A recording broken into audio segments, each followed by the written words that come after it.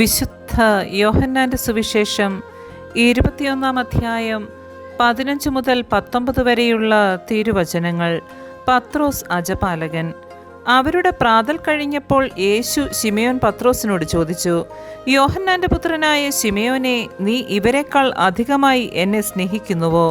അവൻ പറഞ്ഞു, ഉവ്വ് കർത്താവേ, ഞാൻ നിന്നെ സ്നേഹിക്കുന്നുവെന്ന് നീ അറിയുന്നുവല്ലോ. യേശു അവനോട് പറഞ്ഞു, എൻ്റെ ആടുകളെ മേയ്ക്കുക. രണ്ടാം പ്രാവശ്യവും അവൻ ചോദിച്ചു, യോഹന്നാന്റെ പുത്രനായ ശിമയോനെ, നീ എന്നെ സ്നേഹിക്കുന്നുവോ?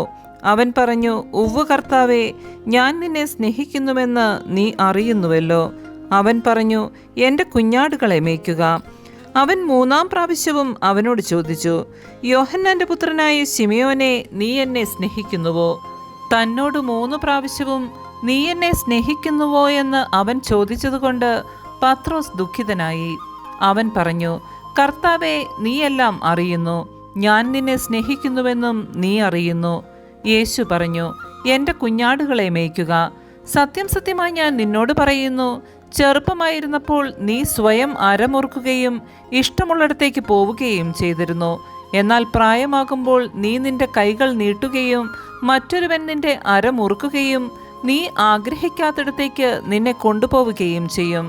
ഇതവൻ പറഞ്ഞത് ഏതു വിധത്തിലുള്ള മരണത്താൽ പത്രോസ് ദൈവത്തെ മഹത്വപ്പെടുത്തുമെന്ന് സൂചിപ്പിക്കാനാണ്. അതിനുശേഷം യേശു അവനോട്, എന്നെ അനുഗമിക്കുക എന്ന് പറഞ്ഞു. നമ്മുടെ കർത്താവായ മിശിഹായ്ക്ക് സ്തുതി.